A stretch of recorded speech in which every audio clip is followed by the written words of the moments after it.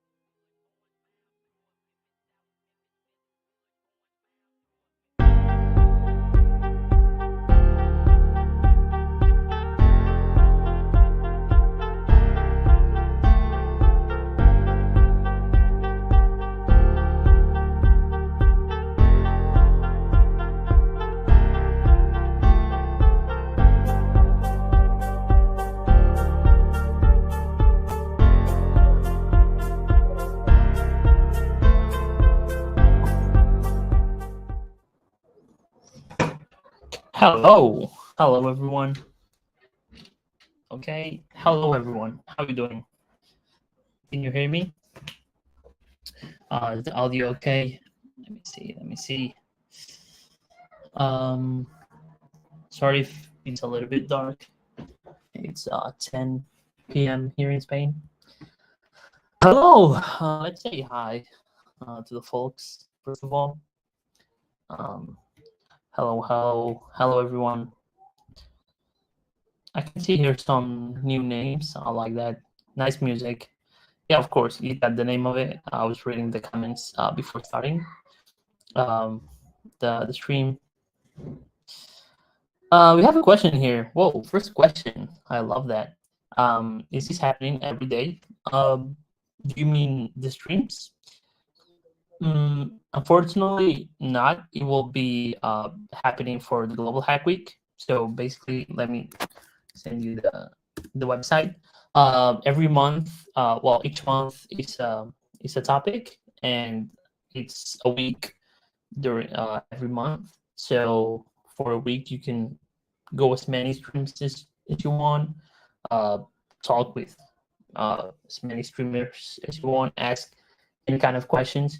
If you lost any stream, or you're just these global hack week finishes and you want to watch the past ones, you can go to YouTube and you can find all the old videos from the whole global hack weeks, and you can get updated with the old ones, hopefully.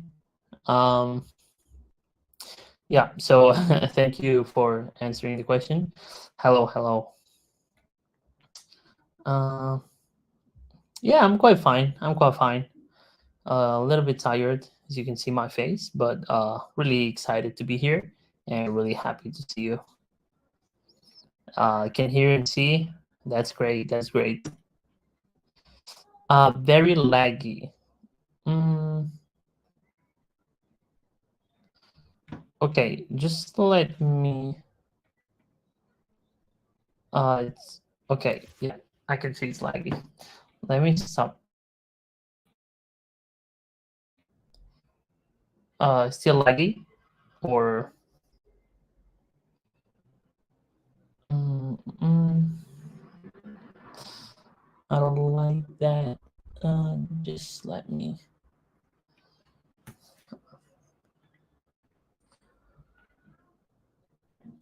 close some stuff here. I have some stuff open. Let me close everything.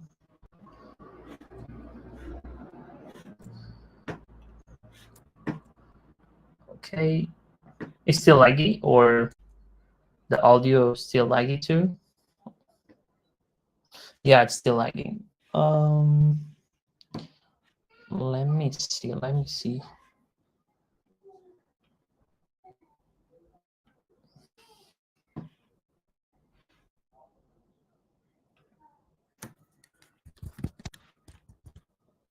Okay, we're having some technical issues here. Um,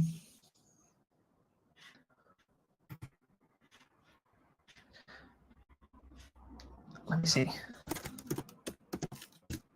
Mm,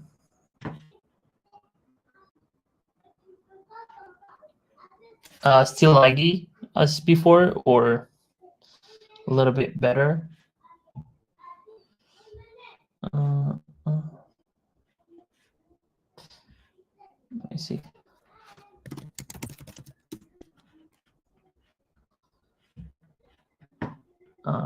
Let me try a couple of things to see if I can solve this. Sorry for the technical issue. Yeah, I can see the internet.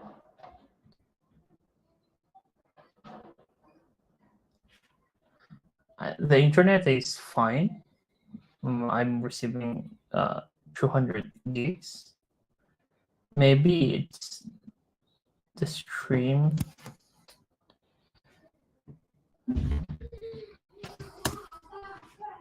Uh,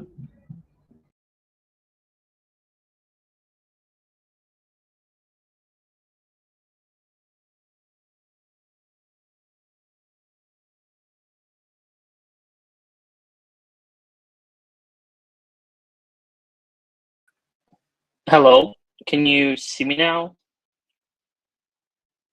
It's better. It's still laggy. Can you hear me? Can you see me? I literally just went off and on again. Mm-mm-mm. It's a little bit better now. Let me go through a little bit smoother.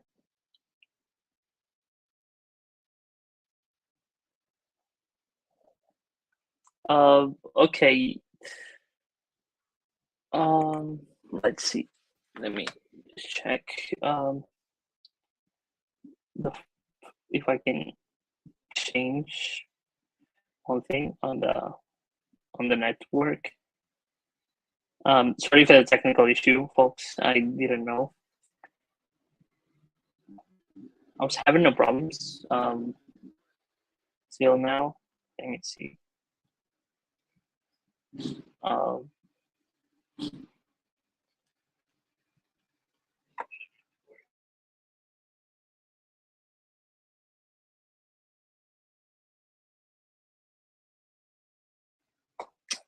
Um, okay, a little bit better or still not?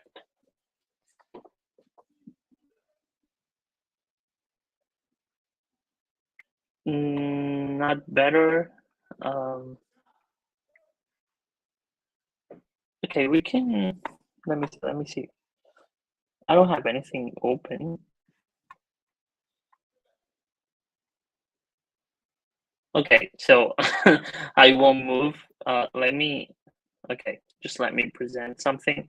We will continue, and if it's getting like inaudible, and you cannot even listen properly, and you cannot see anything, please just take the flag out, and I'll check.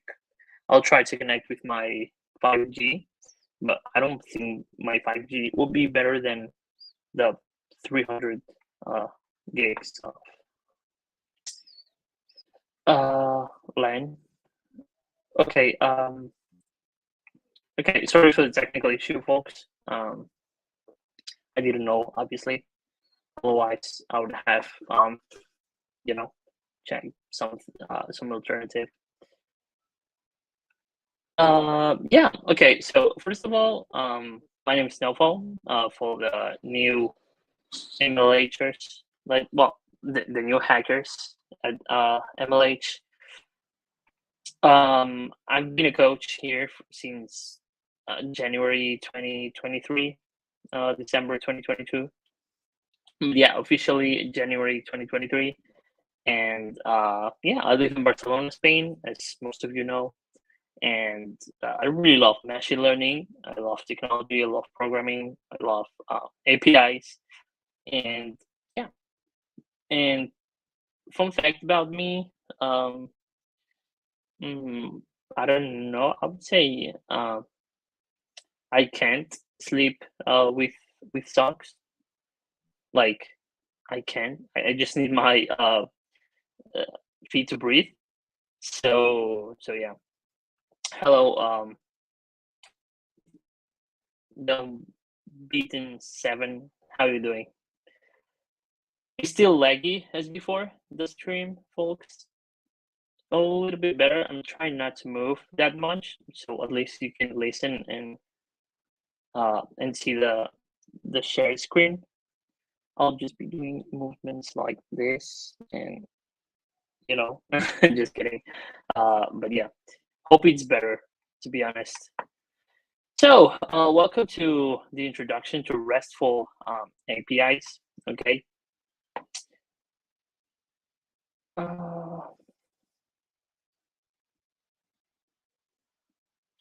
Okay, we have a quick question here. I have a query if I should attend this, as I don't have knowledge about machine learning. I do know about cybersecurity. Oh, it doesn't matter. We're not doing anything related to machine learning. It will be about APIs. So yeah, if you're into cybersecurity and you like that, or even you want to learn about APIs and how to, even you can, if you're working on cybersecurity, you can check, uh, some middleman getting the request from the API, because most of the time, the hackers, let's say the bad guys, just are in the middle, getting the request from an API to the client and whatever, and they steal information from there. So yeah. I attended this in April for APIs week. Should I go or attend this too? Yeah, of course, you can stay here and listen, and probably you'll learn something new.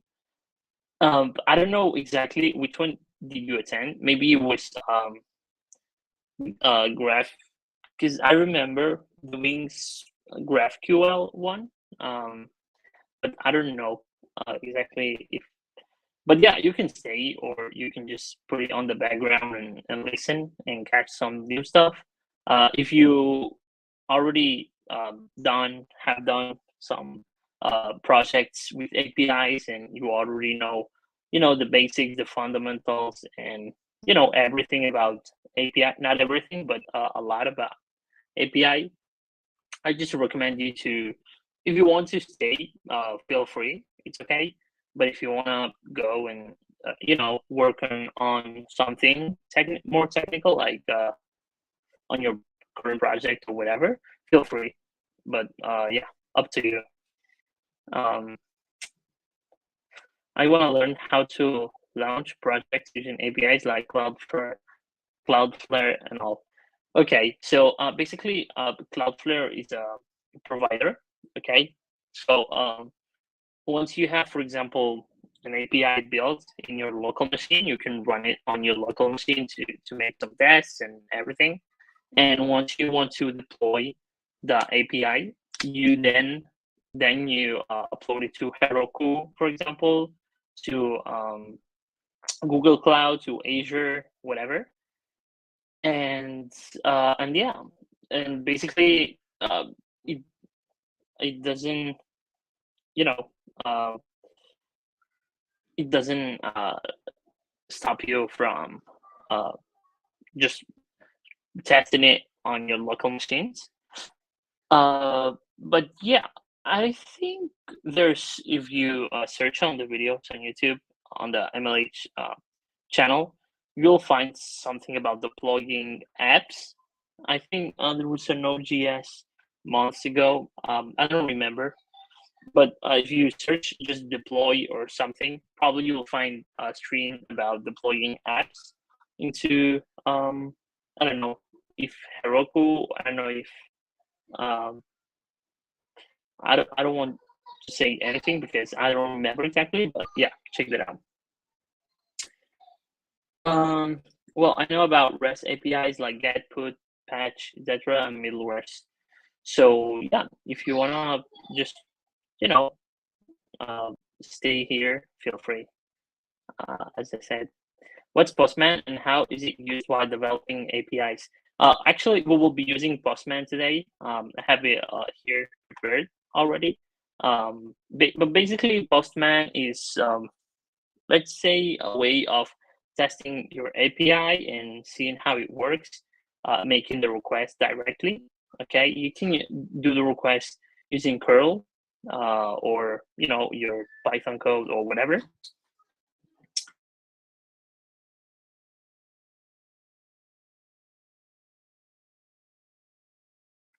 But yeah, we'll be using Postman.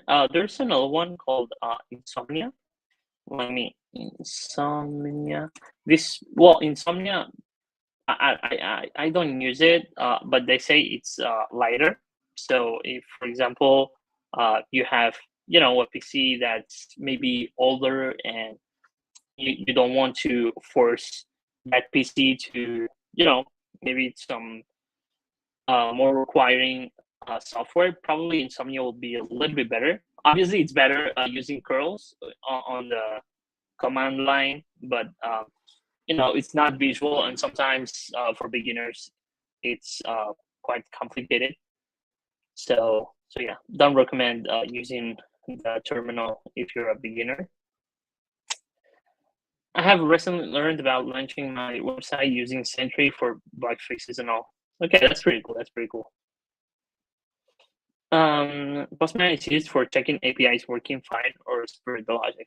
Yeah, basically, you can also create like collections, and you can have different environments to have, if, all your endpoints, all the parameters that you need to launch. So it's quite easier. I really like it, and it's really useful if you're working more with a big APIs. There's a point that you don't even remember the endpoints that you had or how to launch the request, and it's pretty cool to have everything like sorted like by collections or whatever.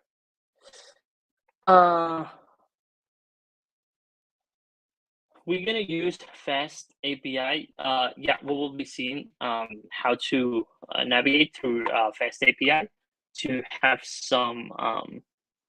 Sorry, not Fast API. Rapid API. Sorry. I was confused. We used Fast API, I think, in the last Global Hack Week. I did a stream, I remember, with Python that we used, that we created like testing for an API or something like that. And we've used Fast API. So if you're interested, just check that out. With what API are used? Website, app, or other projects? Okay, I might think that you wanted to ask like what APIs are used for, maybe websites or apps or other projects. Basically, it can be used anywhere. So basically, an API, we will see this in a moment. It's basically a way to communicate with the backend. Okay, so basically, you can have an app, mobile app, and you have just one.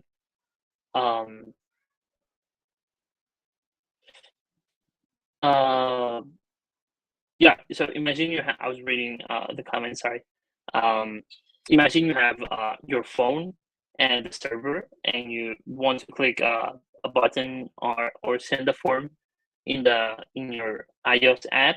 Basically, you can use the API to communicate with the backend and get all the information that you need, whatever.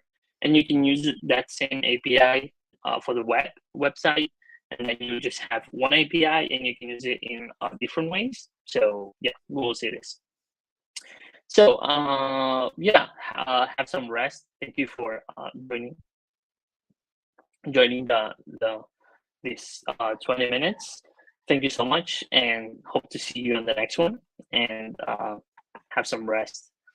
Okay, so basically today what are we doing today? First of all, we will talk about the theory. Okay, some theory, what REST means, what are REST APIs, RESTful APIs, how they're used, what's what's the principles of this system, why it's called like this, whatever.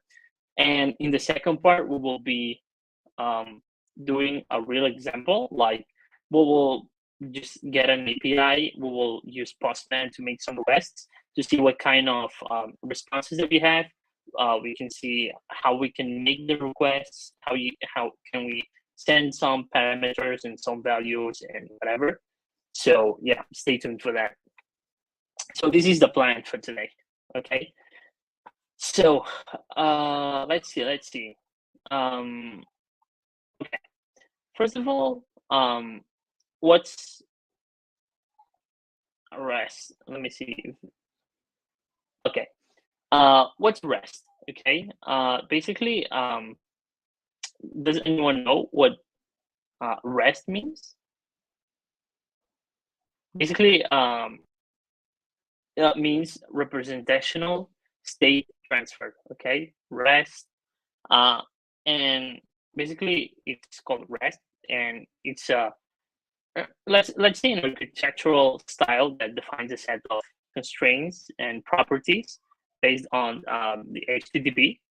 And basically, what it wants to do is unify and make a little bit global APIs and how they're used, how to make the request, and how some responses are cached, whatever, just to make it more unified. Okay, so basically the let's say the philosophy behind REST is rooted in treating network components as resources that can be identified and accessed using standard HTTP methods. And basically these resources, whatever the images, text, documents, GETs, put requests, or any data entities are accessed using URLs. We'll see this in a moment. And making the architecture naturally suited for for everyone and every developer, and it's really easy to use. There's some key principles underlying the RESTful system. And first of them, let me see the comments. Okay. The first one is statelessness. Okay. Yeah, statelessness. And so every request from a client to a server must contain all the information needed to understand and process, more importantly, the request. And the server should not retain any client session information between requests. Okay, this is key. The second one will be client server architecture. And basically, RESTful systems maintain a clear separation between the client, usually it's the user interface, and the server, where we have the data and where we process everything, whatever. And this separation allows both to develop independently. Okay, so you have the front end, the user interface made in JavaScript, whatever, Tailwind, CSS, Bootstrap, whatever. And then you have the backend made in Golang, Python, Rust, I don't know, COBOL, whatever. Sorry. And you have them independently, and you can develop and maintain everything, separately. And that's pretty cool. Okay. And the third point is catchability. And basically, responses from the server can be catched on the client side, and the process of catching, okay, reduces interactions and improves performance. Because if you know that you will make the same request. Let's say there's some requests that you make that they don't change. Maybe they change once a day, okay, or whatever data it is, and it doesn't make sense to every time you make that request you get the same data from the server. So basically you use some catch systems to catch all the same result, to not make each time the request. And and the cache will have an expiration date or whatever. So yeah, it's really important and really cool to work with. The fourth point, I would say, layered system. In basically a RESTful system, components are organized in layers, and each layer has its own specific functionalities, promoting, modular architecture, and it increases maintainability, and that's pretty cool too. And then we have a uniform interface. Okay, basically it's a consistent and uniform interface, which simplifies interactions and decouples the architecture, basically ensuring that systems can evolve separately, as we talked before. Okay, they're really flexible, scalable, these RESTful systems, and they're pretty cool. Okay, so so now we know that we have some standards. Okay, let me see. Oh, okay. Here we can see some examples of companies that use RESTful APIs. We have Twilio. I don't know if you know Twilio, Stripe, Google Maps. Literally every tech company has an API, uses an API, have used an API. Like, I'm sure that 100% of tech companies have something to do with APIs, like 100%, because it's the best way to interact between different technologies. Okay, so probably you've seen this kind of URIs someday. Like, you make the request to API version 1, 2, 3, or 4, or 5, or whatever.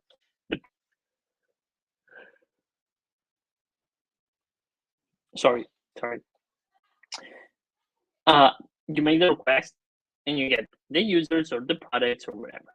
Okay, so let's talk right now about the importance of REST API standards. Okay, so why there's some standards, why they're important, why it's really important to follow them, whatever. So let me show this one, for example.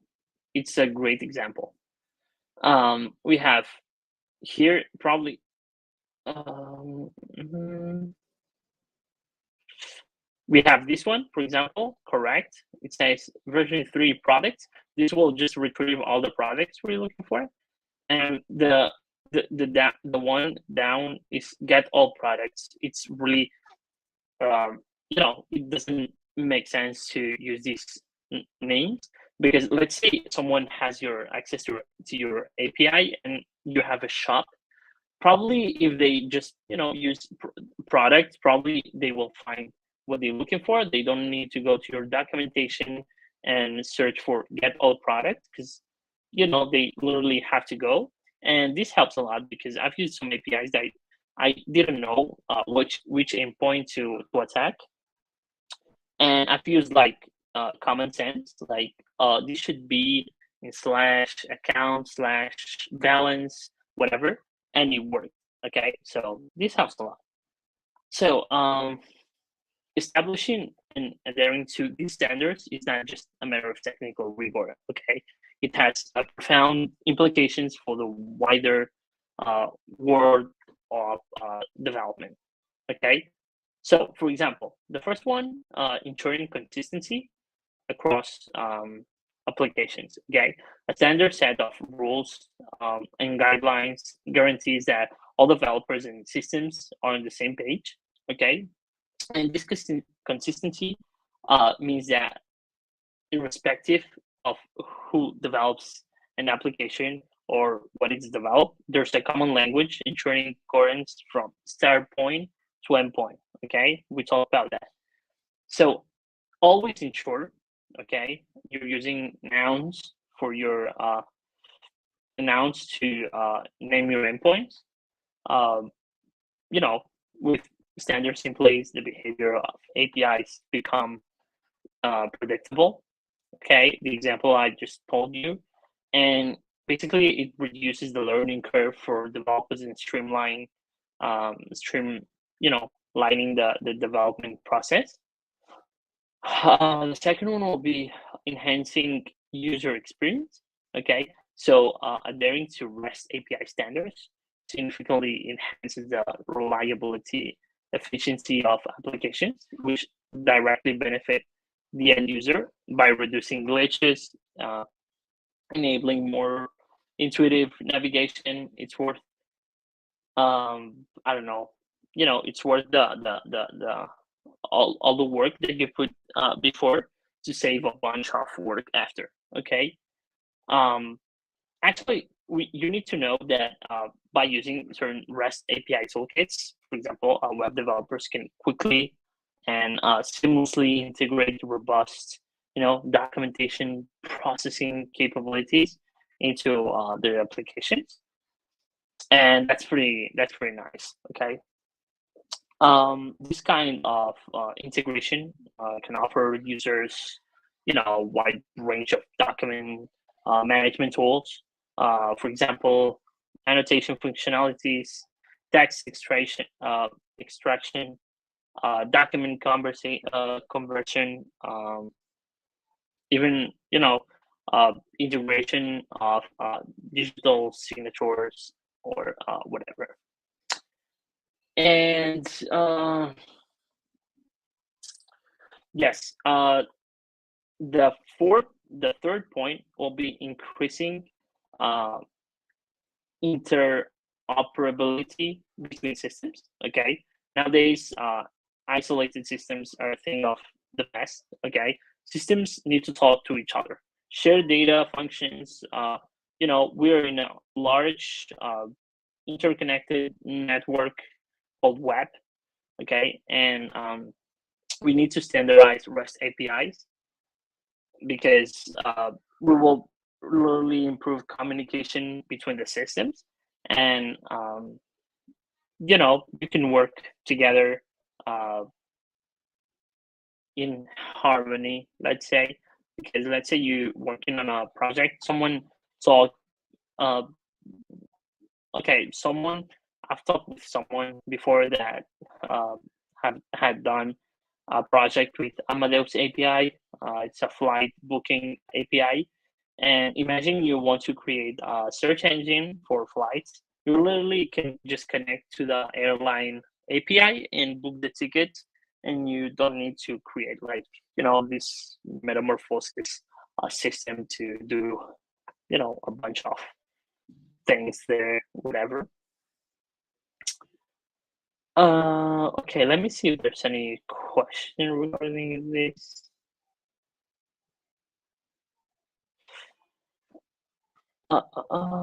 Okay, I'll get into that. Okay. So, yeah.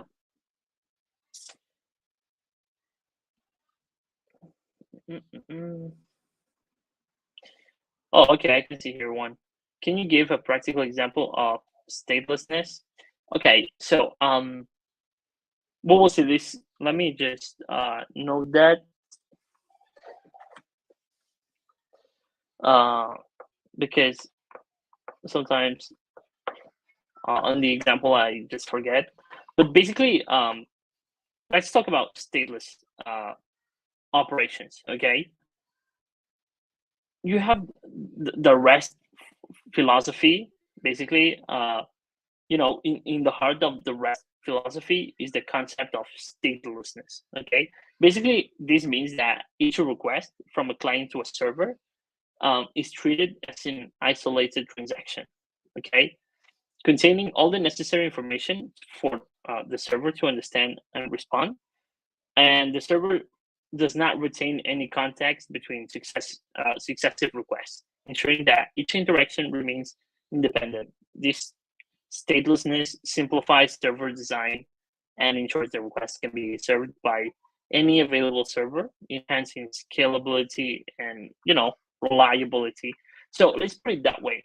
Okay, I like this question because do you know, for example, imagine, I'll put it this way, okay? You're talking with ChatGPT, okay? And you ask something, hey, can you check this code? It checks the code, that's perfect. And then it gives you the answer. And then you can ask another thing about some code that you already sent it. And because it has the context, okay? You don't need to send each time like all the code, everything, whatever. It's like when you're talking with support, okay? So basically, statelessness is basically when you talk to support, you call to support, whatever support is. Hey, I have this problem. I just booked this ticket. I cannot go into this flight, whatever, blah blah blah. You explain the story, the problem, whatever, and then they say, oh, it's not this department. Wait, I will send you to the right department, and they send the person changes, and hey, this is the department of support. How can I help you? You're like, okay, I just booked this flight and I have this problem, blah, blah, blah. Because they don't have the context. You just need to give them all the information. So imagine you have like all this information into a box, okay, and you can send it to the server, the support team, and they can open it and see everything and just respond you back, and you don't need to go back and forth. It's basically the opposite of ChatGPT, because you're just talking like it's your friend, and it has a context. You don't need to keep explaining everything every time. And with the request is the same. Basically, you have to send the request with all the body, all the parameters, the authentication keys, whatever. So once you send this pack, let's say, of the request, any server, any server that is available can respond to that. Doesn't increase load resource consumption because history context is not maintained. Not exactly. There's another thing called WebSockets. Okay, probably you heard about WebSockets. Basically, WebSockets work different because you kind of open, like, subscribe to a channel or something like that, and there's some information going through that channel. You can just listen to that information. Okay, so with RESTful APIs, the thing here, well, there's some statefulness systems, but in this case, imagine because if you need like the context, you cannot send the context, like the history, to every server and say, hey, I'll send you this request, and whoever of you are free, just respond me, okay? Because they will need the context. So with statelessness, what you do is that you don't mind the server that responds you back, okay? Any server that it's available, you just give it all the information and it responds because it has all that information that it needs to respond. They don't need the context, because if they need the context, they will need to ask someone else or have all the records of all the requests you've done, like the whole history. It's kind of weird to explain, but hope I explained it a little bit better. So yeah, sorry for that. I think the example is quite fair.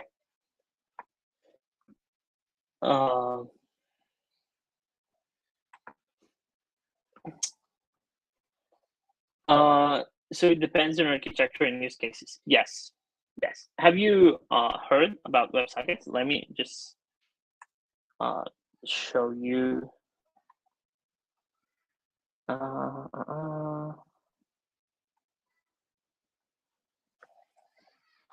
WebSockets. I recommend you to. Okay, there you go. I think this one is in Spanish, but you can translate the page to English at the top, or you can translate to Arabic, English, French, Indonesian, Italian, Russian, Turkish, UK, Chinese. Okay, so I think you have some options there. So yeah.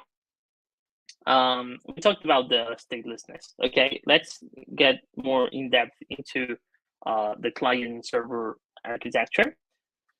So defining characteristic of one of the most important characteristics of RESTful systems is the clear distinction between the clients and the servers. Okay, this separation means that client-side concerns like user interface design, user experience are independent of server-side concerns like data storage and processing.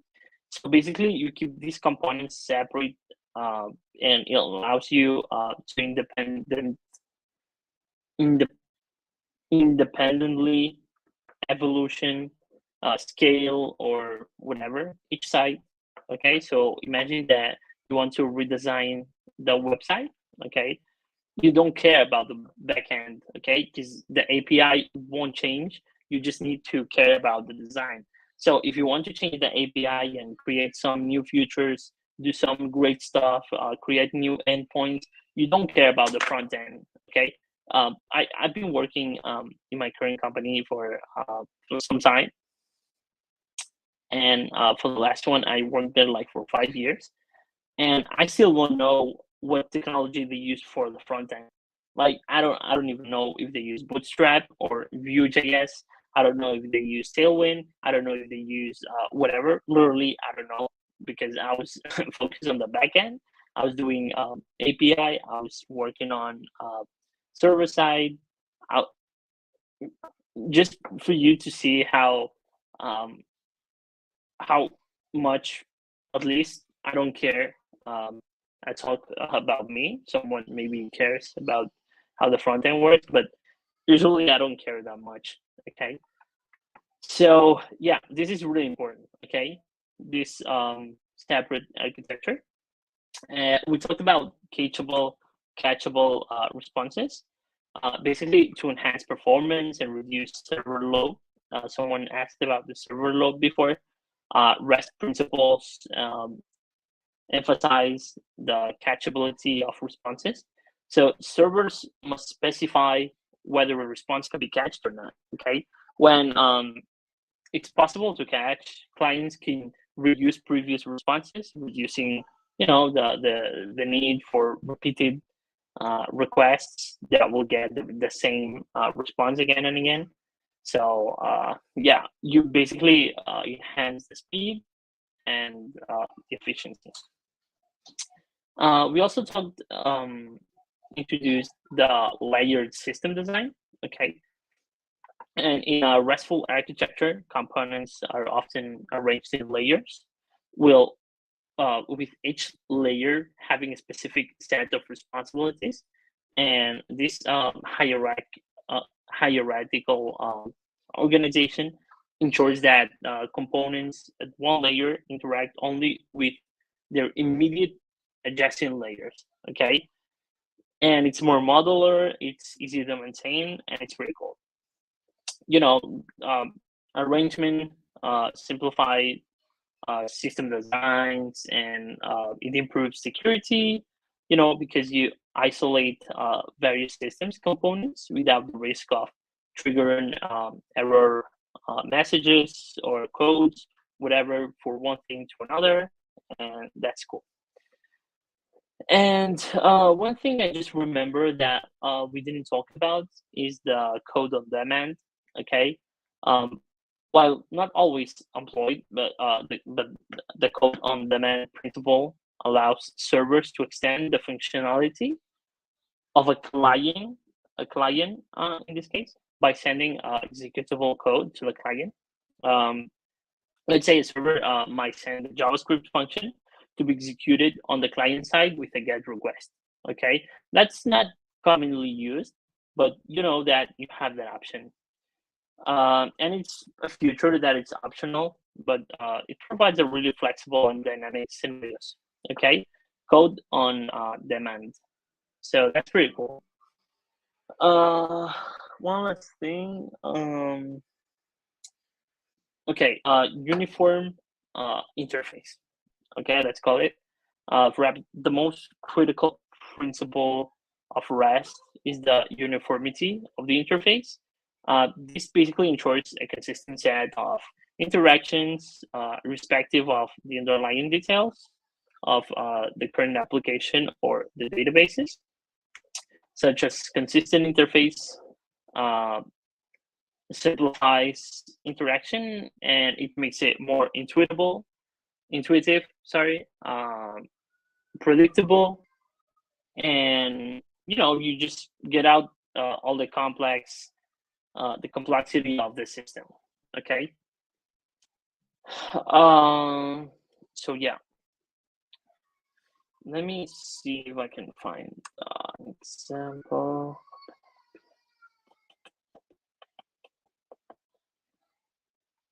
Okay, let me see if there's any question.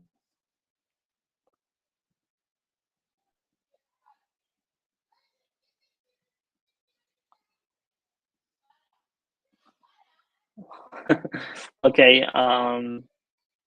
Okay, no worries. Thank you so much for being here, circuit student. Hope you can catch later on the recorded. Okay, let me see here. Oops, sorry. No questions. Let me see. Let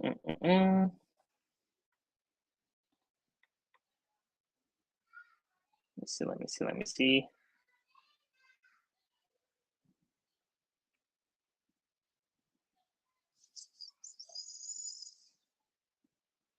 No.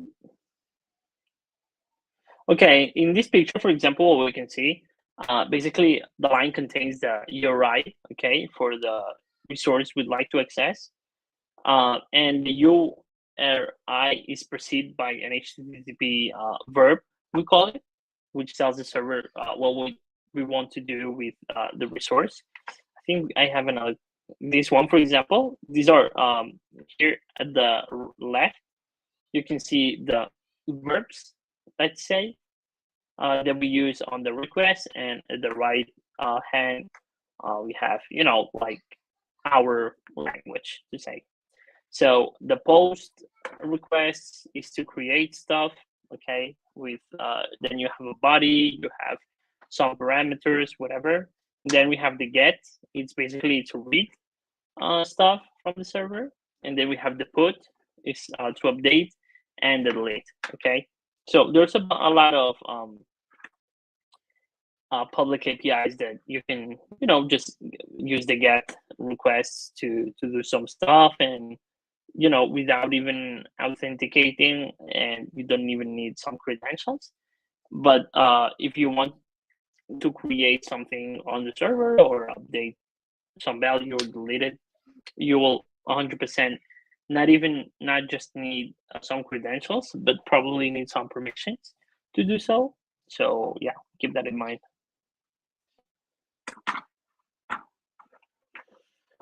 I have been late. Do you happen to have explained the difference between API and endpoints exactly?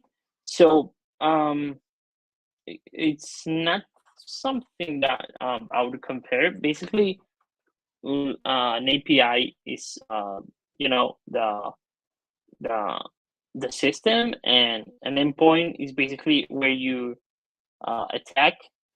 For example, in this example you can see here, we are attacking to the product endpoint, and basically it's basically where you're attacking your request.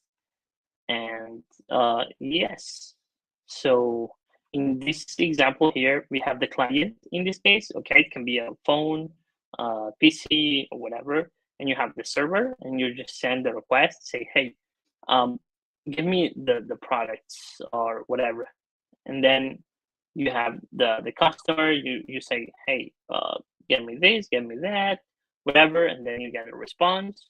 Okay, and the response has a a status code. Okay, basically it's 200, 403 is for forbidden. You have the 404. I think it's the most famous one. It's not found. Then you have 204. I think there's a bunch of codes, and each status code gives you a hint on what's going on. So yeah.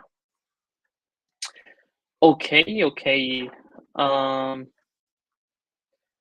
So we will be doing a 5 minutes rest. Okay. And after that, we will get into the practical thing. Okay, we'll see a real example using Postman. We will use the Rapid API platform to see how we can find some good APIs, how we can connect them, how we can register, how we can start using them. And yeah, it will be more practical. So yeah, sorry for the theory, but I think it's really important to know how everything works and how it works and whatever. And yeah, we will see. I didn't explain like how the responses, the format of the responses, like if it's a JSON, XML, whatever, because I really want you to see that live. Okay, because it doesn't make sense to explain format of a JSON. It's better to see it. And yeah, so we will just take 5 minutes to rest, go grab some drinks. I think this one's responded. So go grab some drinks, 5 minutes, and I'll be back here. Okay. If you have any questions, just put it on the comments. I'll make sure to read them after coming back. Okay. So yeah, see you in 5 minutes.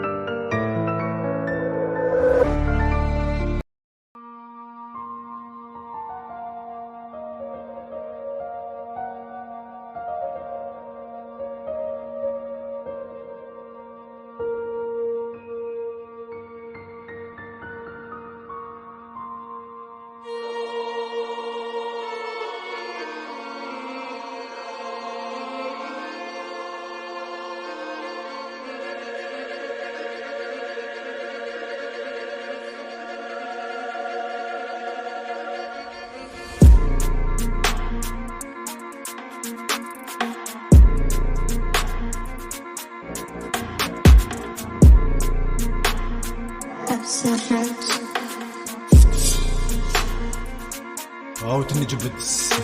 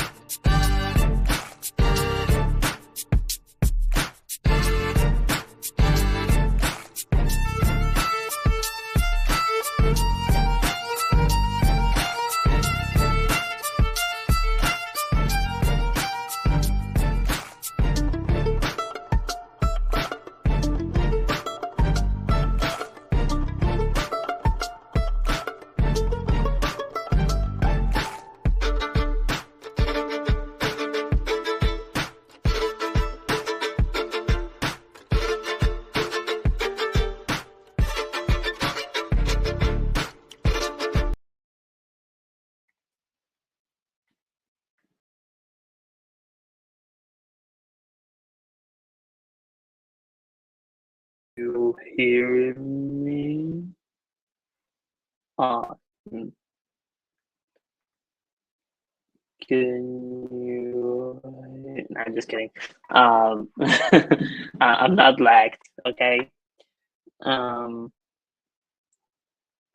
Ross playlist. Actually, it's not a playlist. I was on the background doing the magic. Nah, just kidding. So, yeah. Hello again. No, it's not a playlist. Actually, I think some hacker did a playlist with some songs that I've sent him the last Global Hack Week, but I don't know where's the playlist. I need to find that playlist. But no worries. For the next stream, I'll have 2 new songs, so I'll be just DJing. Okay, let me share my screen with you. Okay, let me just. I'll just want to make sure everything's okay. Just want to make sure everything's okay here, and I don't share any private information, some private data. Just let me see here. Okay, just let me. I need to sign in here, and I need to protect my information. Okay, now I can share the screen. So. Can you see the screen? Good. Are you still listen laggy voice, or it's okay now? Just want to make sure. I don't know what happened today at the beginning of the stream. It was a little bit laggy for some people. Well, I think for everyone. But I recharged, like reloaded the page, and it was better.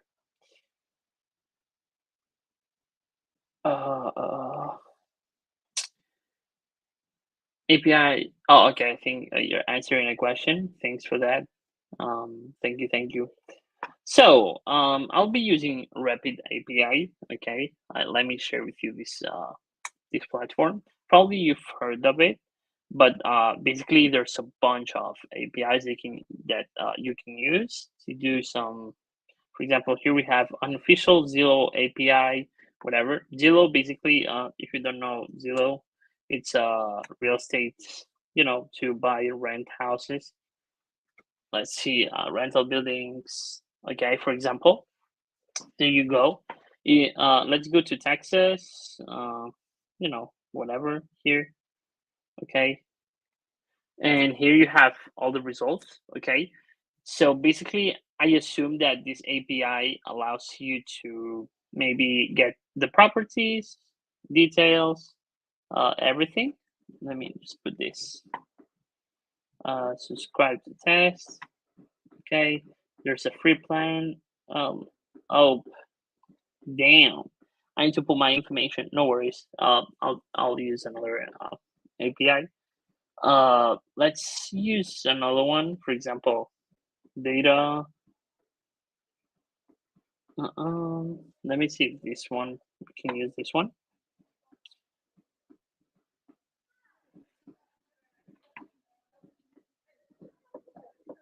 Okay. Yes. Yes. Thank you. Yes. Basically, the endpoint is where you attacking like the route. You know where you're looking or where you're sending the results to. And just let me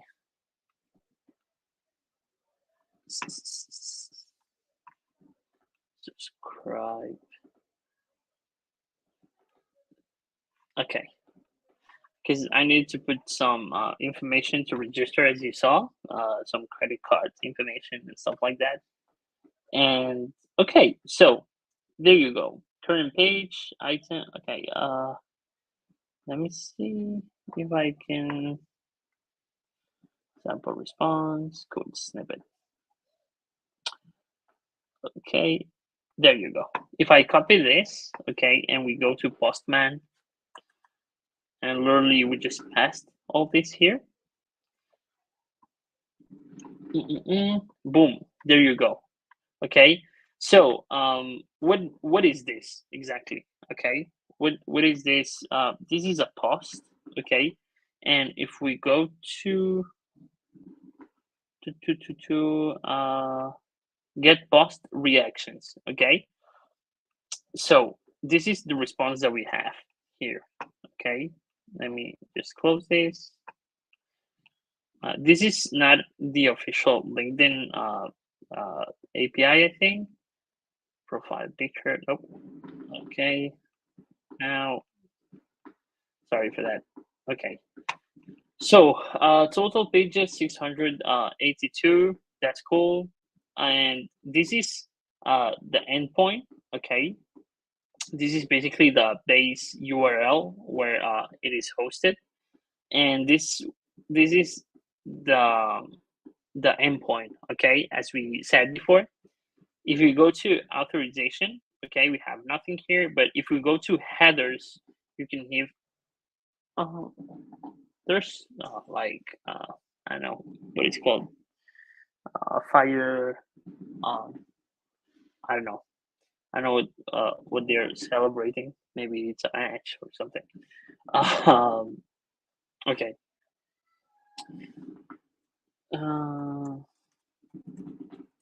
Let me see. Uh, uh, mm, okay. Okay. So we made the request, and this is our like authorization key, let's say. Okay. And here we have some headers that we need. If I delete this, okay, if I just delete this and make the request, oops, invalid API key. If I change this for this, oops, invalid, you're not subscribed to this API. And if we use the one correct, we have the response. And basically what we have here, for example, we have some items, okay? We have a list of items. And one of them is URN, probably. Let's try this one, get profile data, okay. Default application, params, and let's use the username of username. Okay, let's copy this. Let's copy this and see here. Probably username DDE.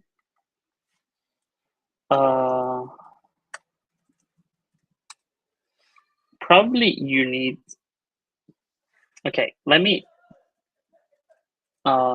search for my username, and maybe it should work with this one. Okay, so I just used my my username, okay, my LinkedIn username, and this is the response that I have here. Okay, we have the first name Naufal, last name D. This is correct. We have the profile picture. If we click the picture, we have the profile picture. That's pretty cool. The background image, I don't even know what it is. It's this one. Okay. So let's close this here, here, and here we have the summary of our my GitHub. Sorry, where I live, Spain, Barcelona, blah blah. The languages that I speak, the positions. Okay, right now I'm a backend developer in this company. Even we can go to the company URL here. Never mind. Another company, the majorly hacking. Okay, this is my history. Okay, let's just close this. Positions, full positions, skills, some courses that I made, some certifications, some projects that I've worked on. Okay, so this is all the information.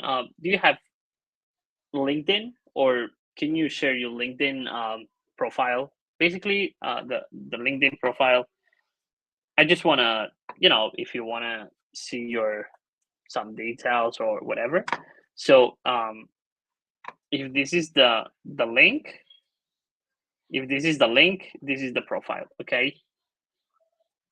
If you have any, if someone's interested, just to see what's going on with their profile, just put the profile on the chat, and we can all see your profile if you want, if it's okay with you. So I will just give you a couple of minutes to think about this hard decision. And meanwhile, we will keep exploring, okay, what this API has for us. I think this LinkedIn API, it's not the official one, okay? It has some, some bad ratings here. Okay, so what we can do with this, scrape profile data, okay, or profile data, skills, experience, open to work status, more, search people, search, scrape profile recent activity time, scrape profile posts, scrape profile comments. Well, here we can see a bunch of profile, scrape received recommendations, given recommendations, joined and contact information. Okay, that's pretty cool. In here we have some examples, some response examples. And here we have all the endpoints that we can use to get the information. Okay, so this, for example, I don't know. Let's see the ratings, why it's so bad. Well, it's not so bad. It's 3 stars, but 3 stars, it's kind of, yeah, rate 4. I don't know, to be honest. Discussion.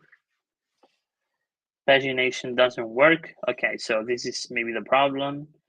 Problems with get company post, recruiter details. Okay, so that makes sense. So you even have some tutorials here.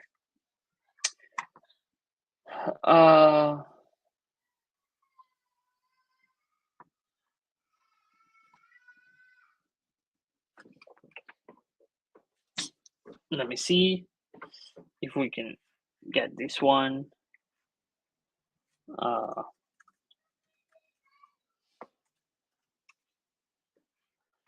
me close this, close this,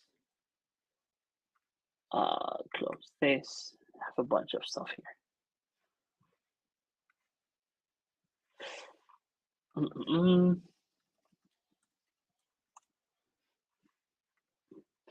Okay, you showed us how to access APIs, but how to make one. Okay, so this one was more to um, like the introduction to learn about how APIs are used, and more like what they're used for, how you can use them, how you can learn how to read documentation, the endpoints that you need. If you're interested on knowing, okay, how to make one, I have a great video for you. It was the last global hack week, if I'm not wrong. Uh, Actually, I've done that video. Sorry, that stream. And let me. Oh, I think it was 2 global hack weeks before. Let me see. You can watch that video, and it's pretty. Let me see. In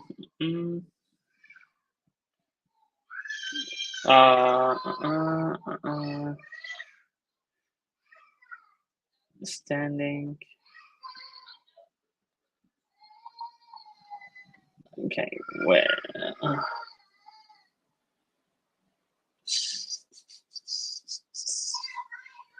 It's not. That. Okay, it was in April. The April Global Hack Week. So let me share with you the link of the streams, and you'll probably find one.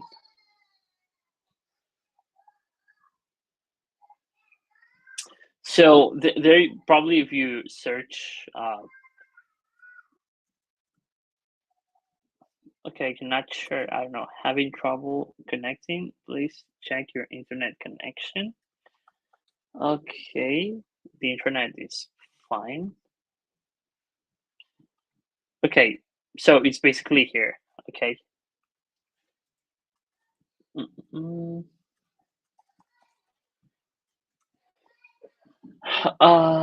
To make API, you have to learn a backend framework. Yes. Well, you can create some. Do you want to try to make one? Do you want to try to make one really quickly? Okay, let's do it. Have no problem with that. Okay, this is a project that I'm currently.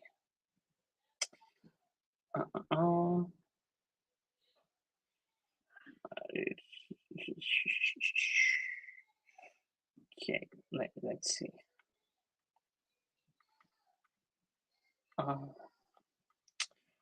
I've switched to.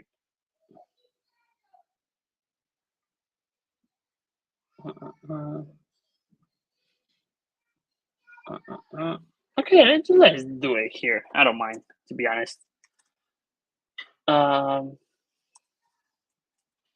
Okay, so let's close this here. Let's shut this here. So, basically, we can use. It will be really simple. Okay, but we can use Flask. Someone said Flask. We can import Flask. Okay, for the moment, and basically, sorry, Flask, and we can create an app called Flask name, and routes. Okay, let's do this. It will be pretty fun. It will be app.run, I think. App.run. Let's put it in the bug. True, and host, not specified host. This one should be pretty easy, but let's try to run this. No module named Flask. Okay, I need to install Flask. Pip install Flask. Okay, it's installing. This is just this is really improvised. Okay, but let's hope it works. Okay, so debugger pin. Let's go here. Okay, so if we go here and we make a get request to this host, we have the hello world. Okay, let's see, we want to create another endpoint that is app.route about return. I'm MLH host, and I love it. There you go. Okay, here we'll have some formatting problems. So if we go to about, this is the endpoints that we were talking about, that these two endpoints. So this is basically how you create the API. But yeah, let's go again here. This is quite fun because it was not even planned. But now if we go to about, hey, I'm a host and I love it. Okay, so this is basically how we created an API literally in 3 minutes. But obviously it's just a really simple API that it has two endpoints, that one returns one thing and the other one another thing. But here you can have a little idea on what to do, how you can create the API. I even can share the code with you, as it's really simple. There you go. Yeah, there you go. It's kind of weird to share it. Oh, okay, it's split. But yeah. Mm-mm-mm-mm. Yeah, so as you can see, it's quite simple to create one. Um, Probably this season will be an API Global Hack Week, maybe. So it will be more full APIs, and we can create a really cool API if you want together, like a great one. So you have time to learn a little bit about them. Can you show some more API demos? Yeah, of course. Let's go. Let me just delete this. Okay, there you go. Let me close this. Okay, let's go to here. Okay, do you have any preference other than LinkedIn? Do you have any API that you want to explore, or anything similar? Like it cannot be it can be outside of here. Okay, like it doesn't need to be here. So yeah. Map. Okay, let's see some map API location. Location. Subscribe. Let's see if this one asks for. Let me see. Okay, there you go. Let's see what we can do. Okay, so this is the first thing that we need to do once we want to use an API.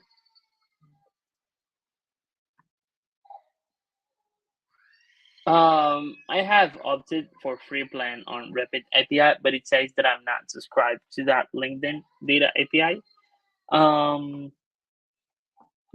Can you see this button here, like this test endpoint, once you're in this page? Because if not, you can recharge the page. Maybe there's something wrong. Let's see what we can do with this API. Okay, state. Oh, I think it's more US oriented. Query for state territories. Let's try this one test. Let's see what results. Oh, I don't like this because I cannot see anything. Geometry, multi-polygon, whatever. Oh, I don't like this. I don't like this one. Let's search maps. Google API map places. The thing here is that if we use the Google Map API, it's really it's a little bit tedious to create the API key, the API. Let's see, maps, data. What we can do here, search. Okay, subscribe, start, free plan, get started, results. Okay, here we can see some stuff. Okay, let's use this one. Code snippet. Let's copy this curl. I prefer to use, to be honest, the postman. To be honest. Okay, here we have the business ID.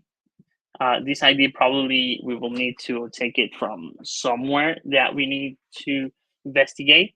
And once we have authorization, nothing, here we have the rapid API key. Okay, this is necessary. This key is obtained by subscribing. And why they have these keys? Okay, so why they require to have these keys? So if you subscribe to, let's take another example. Let's take another. Okay, let's see. We charge. Okay. I don't know. The Zillow one. Okay. If you go to subscribe, okay, and you choose this one, as you can see here, you have 100 requests per month. Okay, so basically you have a limit, and your limit is 10 requests per minute. Okay, so if you pay $25 a month, you get 13,000 requests a month, and then probably you'll pay a cent for each request or something similar. Let's see here. A call to any endpoint is 1 request. Okay, and then the rate limit is 2 requests per second. Here, if you pay $60 a month, you have 45,000 requests a month and 3 requests per second. As you can see, from 3 requests per second and 10 requests per minute, it's a huge difference. But yeah, if you just need to do some small, things there, and just make a few API calls, it's not necessary. Let's see. We have a question here.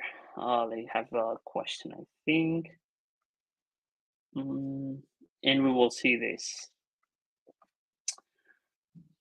So that's what a backend engineer do. But how do both front end and backend engineer collaborate? Does backend engineer does his work first, and then front end engineers come at the end, or they work simultaneously? I don't have any professional experience. That's why I ask it. Yeah, it's cool to ask. That's a great question. But it depends on which backend do you work. Okay, for example, if you if it obviously there's some meetings, at least as far as I know, with the front end team, but the front end team basically they have access to the API that the backend team is developing, so they know all the endpoints, all the responses, how the responses are done, and all the data. And basically what they need is the response and how they can extrapolate that response to the front end. So imagine that they have the documentation. It's really important to keep the documentation updated in that cases, because obviously they depend on that. And let's say they want to create some back office where some data here, data there, and whatever. So basically, they will just see the API, the response, how they can, how they can manage to feed that on the front end. But most of the times, you don't work. Obviously, there's some meetings like, hey, we're going to redesign everything here, and we need this data to be, brought this way. We need this kind of format, this kind of thing. And basically, they use the API of the internal API, or sometimes there's an internal and external API of the company. But yeah, normally it's the internal API, and they extract that data from the API, and just put it on the front end. But so yeah, because back in the day when I was learning programming, at least as far as I remember, I used to write HTML inside PHP, inside JavaScript, inside CSS. It was all in one file, and I had like HTML, and at the top there was a style tag with some CSS style, and there was some script tags with some JavaScript doing some stuff. No, never again. Maybe I can find some project, some of that project on GitHub. If I just let me check. Kind of funny. It will be cool to show you. I just need a minute. Let me see. Maybe I can find one of those first projects.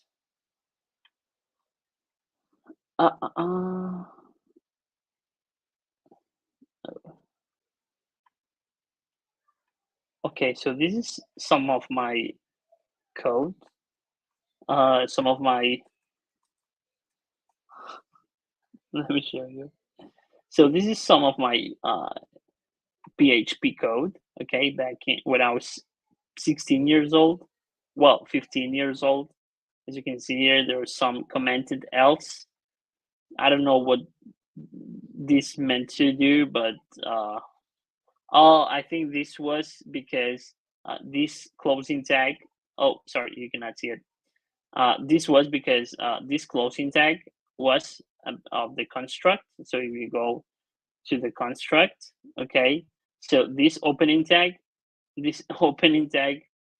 it closes here. So that's why this comment, and this login tag here, it's this one. Yeah, I don't even know why I did that, but there it is. Let's see another one. Let me see this HTML CSS. As you can see here, okay, we have here, it had like this PHP here inside, charging some component top bar here. That's funny. And then we have some HTML here, more HTML. Then we have some PHP here. That's funny. And then, we have some jQuery imported here. Okay. Let me see. Okay. This is some examples what you don't want to do. Okay, this is why APIs were invented, to stop people like me doing stuff like this. But yeah, as you can see here, there's a request, a query to the database here with the HTML next to it. Well, yeah, just a mess. Okay, this was meant to be like social network. But yes, I think it's not working. As you can see here, there's some script here, some Ajax script here. Yeah, old times. So yeah, this is a recap on what you don't want to do, and yes. So we had this response before. Oh, okay, this was just because I was answering the question. So yeah, this is how they work separately and how you can collaborate with front end. And nice, got a clear picture on why APIs are important. Yeah, I need to later, but I did. So here we have, for example, we did this. This one, for example, is in PHP, and this request has some different parameters. Okay, the country US, the language is English, and the business ID. I assume that it's the business ID. Probably it's on Google Maps. Maybe it's some kind of that it needs to be extracted from somewhere else, whatever. But yeah, there you go. And here we have some, basically we have a data structure, okay, really nice, with all the information that we need, like phone numbers. Avoid using stuff like, like, for example, in case of phone number, don't use like phone number, stuff like that, okay? Don't use this. Always underscore, always, okay? And yeah, we have the latitude, longitude, review count. This probably is the number of Google reviews. Let's see, the Eiffel Tower, how many reviews? Maps. Okay, let's see. Oh, it has 395, 377. Oh, okay, so it's the Google Maps. Let's see where that ID comes from.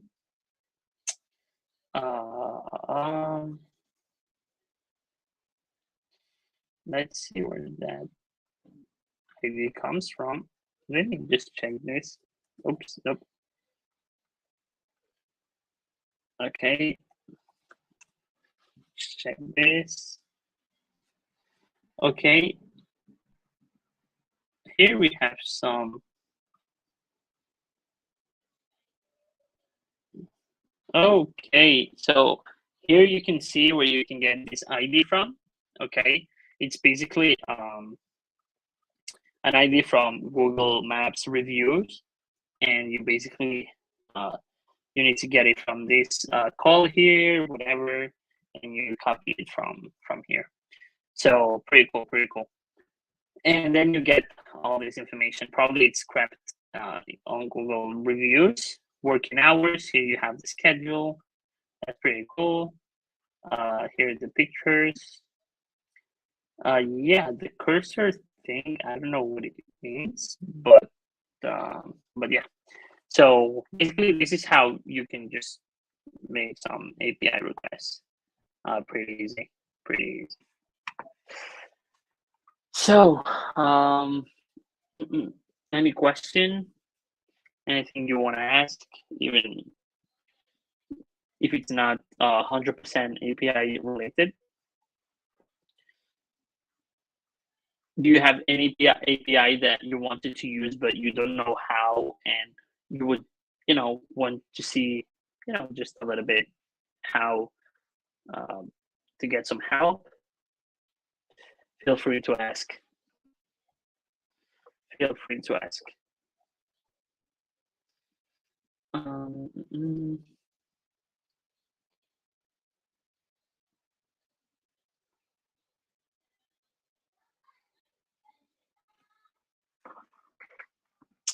So every time we need to do get, well, it depends. If you want to retrieve information, you do a get. Like we've seen the get, the put, the post, the delete. So get is basically basically here you have different methods. You have get, post, put, patch, delete, head, options.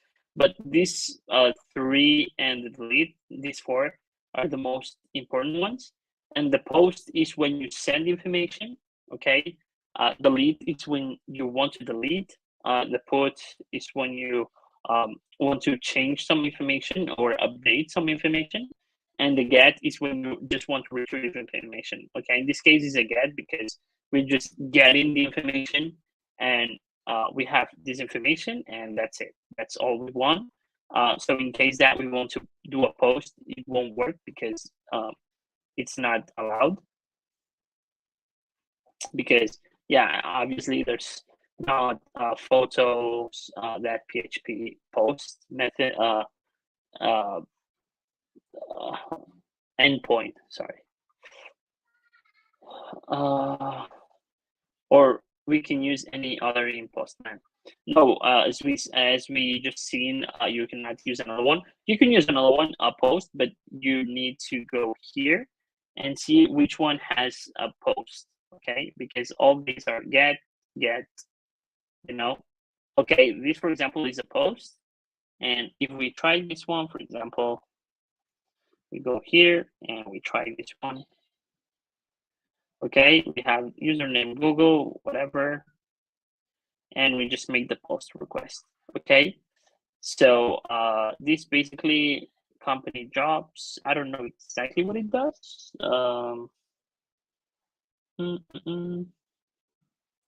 Amazon Web Service. Oh, I've used the LinkedIn one again. Sorry for that. I just realized. But yeah, for example, this one. Most of the times we should have some kind of description. Get company jobs. Headers, body, authorization. It's kind of strange to not have any kind of description on what each one does. But yeah, get company jobs. So basically, if you put Google, you get, I assume, Google job offers. Oh, Amazon. I don't know why the username is Google, to be honest. Oh, okay. So this is the company IDs you want to use. Okay, so you just put here the company IDs. Probably you can get them on LinkedIn. And yeah, that's it. And you get all the jobs they have uploaded. So that's pretty cool. That's pretty cool. Location, URL. Okay, that's cool. That's cool. So yeah, this is here you have the total number of offers. And if you change this, for example, page 2, you probably will have page 2. I still don't know what this username means, to be honest. Let's try to delete the username. Okay, it works anyway. Maybe the username is used. I don't know why exactly, but yeah. And the Postman thing, you can use Insomnia if you want. It's another like Postman, but lighter.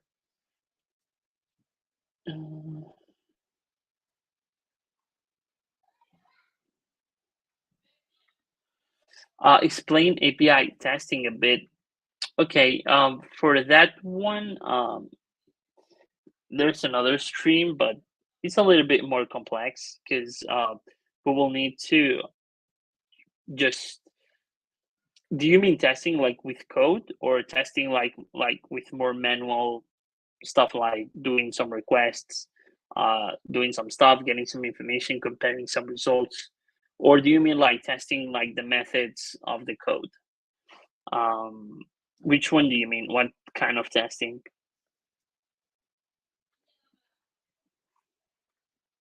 Can we delete a resource on the backend if we're using a get or other method? Basically doing other than what it's supposed to do. Doing a get, no. Doing a delete, for example, yes. But if you do a delete, probably you'll need some permissions, and that permissions comes with the credentials. So your credentials must have some permissions. And so if they give you the permission to delete stuff, you can delete stuff. But you'll need that permission and that authorization. But probably if it's a public API or something, you won't have that permission, unfortunately. How do APIs get exploited by hacking token credentials? Yes, or not setting the authorizations correctly. Just giving random access to the public to some functionalities that they don't like. You don't want to give them access to, but for some bug or something, they have access to that information.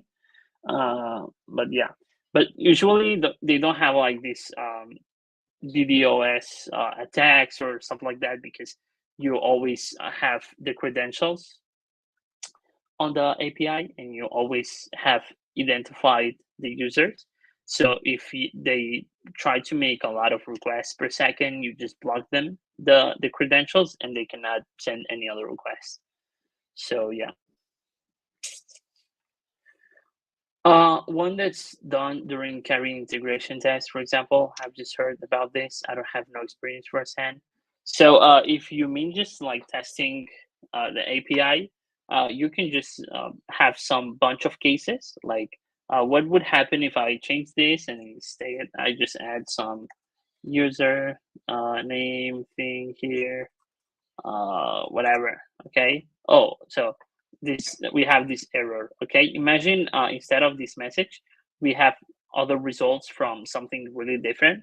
That would be a bug probably, and we will need to change that. So in this case, if we add like this slash, it doesn't work, but without the slash, it works. So maybe it's designed this, maybe it's a bug, maybe it shouldn't be like this, whatever. So you can just test it doing a bunch of requests and doing some bunch of hand testing. And if you want to test like the code, the source code, probably you'll need, you know, basically testing the methods with functional testing, integration testing, and everything. But it's more uh, code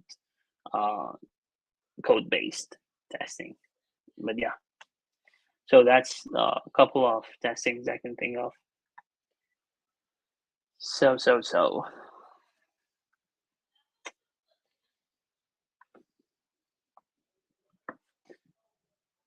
Um,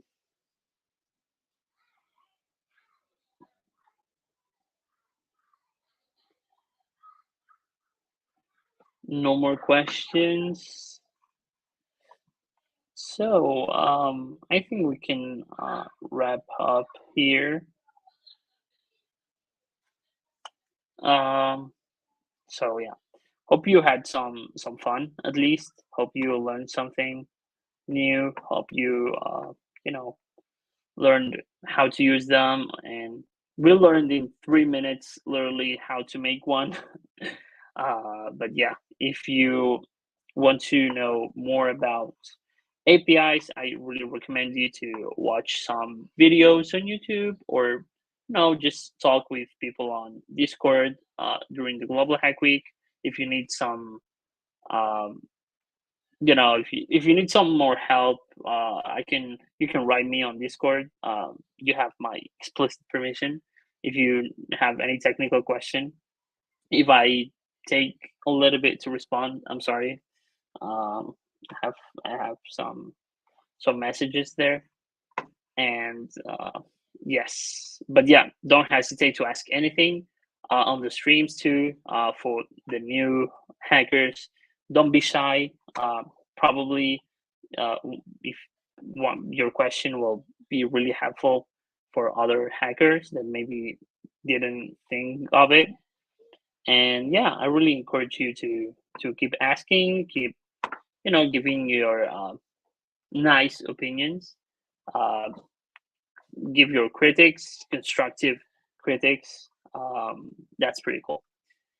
And yes, thank you so much, Y Combinator. I like that one. Thank you so much. Paranoid. Hope you learned something. Um, and yes, my next sessions will be tomorrow. I have let me see.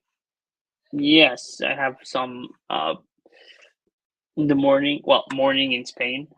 I have uh, the building a chatbot with Telegram. That would be really cool. We will build a chatbot with Python to use in Telegram. To do some stuff.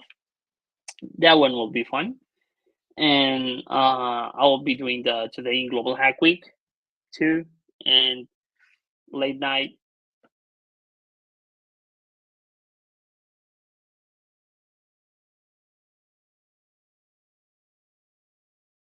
Sorry for that. My headphone just died. Okay. Yes.